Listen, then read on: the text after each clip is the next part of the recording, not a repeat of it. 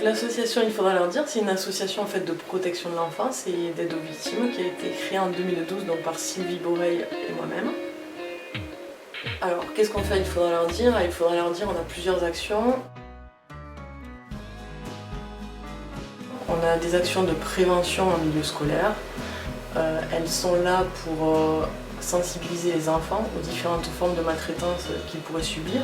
Alors ça peut être les maltraitances entre eux, comme le racket, le harcèlement, mais également les maltraitances qu'ils pourraient subir en intrafamilial, comme les violences physiques ou les violences psychologiques, et également les violences sexuelles.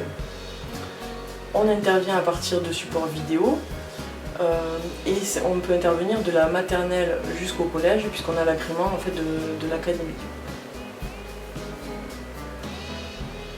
Donc suite à nos séances de prévention, donc, qui durent entre 45 minutes et 1 heure, on reste un petit peu après dans la cour de récréation pour avoir des entretiens individuels avec les enfants qui le souhaitent.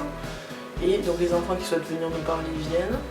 Et si la parole de l'enfant nous paraît préoccupante, de là on oriente vers les partenaires. Donc soit on fait une information préoccupante, soit un signalement, et toujours en partenariat aussi avec les enseignants, ce qui est primordial pour avoir des informations et également connaître un petit peu l'histoire de l'enfant et savoir si ça relève bien d'une information préoccupante ou d'un signalement.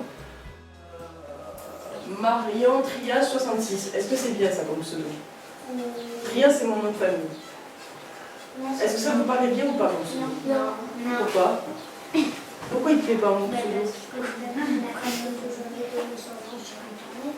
D'accord, très bien. Vous avez entendu ce qu'il a dit? Oui. Vas-y, redis-le plus fort. Parce qu'il ne faut jamais donner son nom sur Internet. Voilà, on ne donne pas son nom sur Internet. Après, il y a aussi la prévention auprès des adultes. Donc là, ça va être informer les professionnels ou futurs professionnels. C'est quelque chose de très important puisque les professionnels sont peu ou pas formés sur la problématique de maltraitance. Et donc c'est à lui les informer pour qu'ils puissent détecter ensuite certains cas. Il faut comprendre ce qui se passe et il faut agir sur toute la chaîne. Donc il faut prendre en compte la pédocriminalité comme un fléau, l'étudier.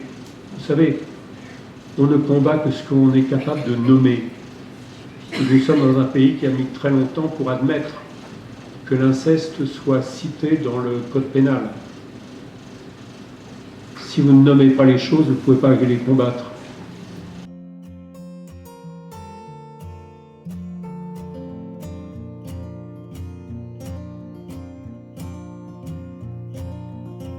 Dans nos interventions d'information, de sensibilisation, de formation, d'actions aussi ludiques comme le village des droits de l'enfant qui permet en même temps l'information auprès du grand public, en même temps d'intervenir auprès d'enfants qui viennent avec leurs parents.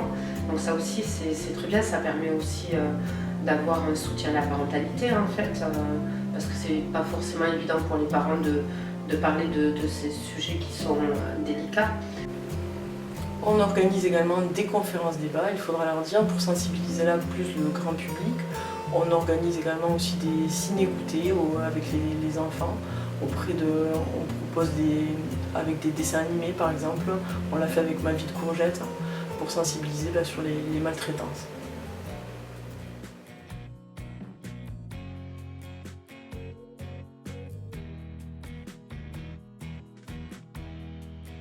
Ce groupe de parole s'adresse en fait aux adultes qui ont été victimes d'agressions sexuelles dans l'enfance. Alors les personnes, donc au bout d'1 an, il y a une évaluation qui est faite avec la psychologue et la bénévole pour pouvoir échanger avec la personne si elle estime qu'elle a besoin d'une autre année ou pas. Et la psychologue également peut donner son avis. Et la personne, si elle souhaite renouveler une année de plus, elle peut. Il y a des personnes qui sont là depuis 2 ans ou 3 ans. Donc le groupe de parole, c'est un groupe fermé qui commence en septembre et se termine en juin. C'est un groupe de parole qui n'a pas de but thérapeutique, mais c'est vraiment un groupe de parole pour permettre aux personnes de sortir de l'isolement et de pouvoir libérer leurs paroles. Et en complémentarité de ces groupes de parole, en fait, on a mis en place 2 types d'ateliers. Un atelier d'écriture pour permettre aux personnes de pouvoir s'exprimer autrement qu'à l'oral.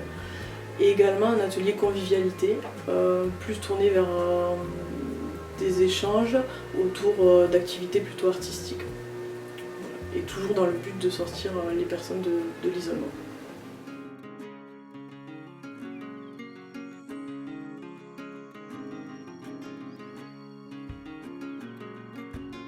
Cet atelier convivialité, on propose en fait un temps de convivialité tout simplement où les personnes sont là pour se retrouver. C'est un peu le tremplin avant le groupe de parole aussi. Les personnes viennent, on échange, c'est autour d'un café, il y a de tout ce qui peut être autour de artistique.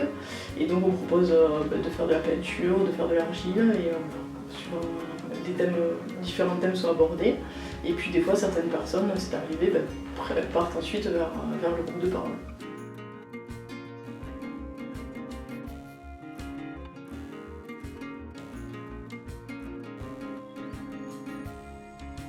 Les permanences ont lieu au local, un mercredi par mois, où on accueille les personnes qui auraient besoin d'échanger par rapport à une problématique qu'ils rencontreraient, soit eux-mêmes personnellement, ou alors ils ont eu écho dans le voisinage, dans leur entourage, ils se posent des questions et donc ils viennent en échanger avec nous. Et donc nous ensuite on les oriente, et s'il y a besoin de faire une information préoccupante ou un signalement, on peut le prendre en charge nous au sein de l'association. Franchement, en quelques années, ça a beaucoup bougé. Il y a des jolis combats qui sont menés. Je pense des jolis pansements aussi qui ont été mis sur des plaies. Et je trouve ça bien que de pouvoir accompagner l'enfance parce que, en tout cas, moi artistiquement, c'est un combat pour moi que de constituer les adultes de demain. Et quelquefois, il est difficile de mener des combats lorsqu'on n'a pas de main tendue. Et il faudra leur dire être une jolie main tendue pour l'enfance, mais aussi pour les parents qui ont du mal aussi à gérer l'enfance parce que on peut pas dire ce qu'on n'a jamais entendu. Donc il y a eu plein de manques de je t'aime partout et je suis très content de représenter, en tout cas d'être le parrain de cette association par rapport à tous les je t'aime qu'ils distribuent.